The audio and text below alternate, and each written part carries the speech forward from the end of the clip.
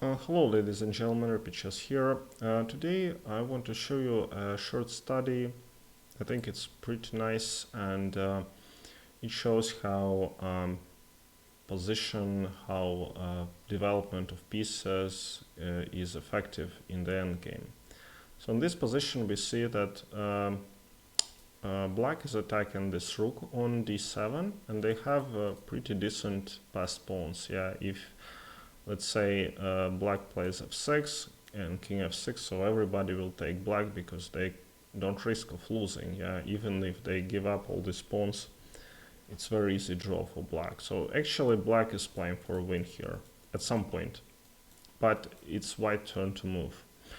And another issue is that they're not in time, to bring their king somewhere to c7 and create this threat immediately because king is far away. Black is using the idea that again black lacks coordination, so they want to stress on this and make the king even weaker. So the first move is knight to f6 check. They're saving the rook and they're giving check to the king, so black takes. And white plays rook to a7. So what's going on now? Again, now black has his 3 pawns up, and they have this rook here, but the king cannot move out. And if you play this move, for instance, yeah, which is one of the best moves, then the problem is that again, you cannot move this rook very far away. My idea is that if we want to release our rook here, then we lose it. And this is quite easy win because these pawns are far away, king will block them and win. So there is some compensation. So okay, let's try playing f5, for instance. So with the idea to play f6 and rook f7 and win the game. So white plays king c5, going towards the king and creating this threat. So if you play f6, king to d6. Now in this position,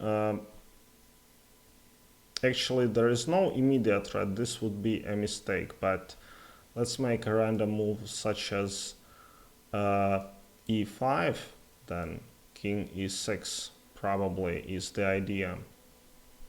The idea is this checkmate, and if you move this way, then white wins the rook and wins the pawns back. So if you play rook f7, then unfortunately it's mate in 1 with rook to a1. Alright, at this point we checked this scenario, and let's try playing king to d8. Again, the most logical move is king c5, and the problem is that king cannot go to c8 now because of this nasty check winning the rook.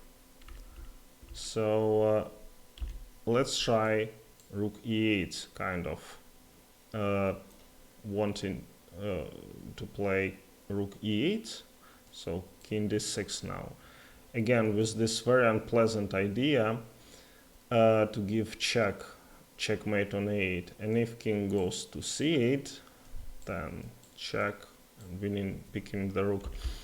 And the problem here with these pawns, yeah, that they actually not only give some potential material for queen, yeah, but they kind of interfere with this king, and white utilizes it to cage the king. All right, thank you very much for watching, and see you next time.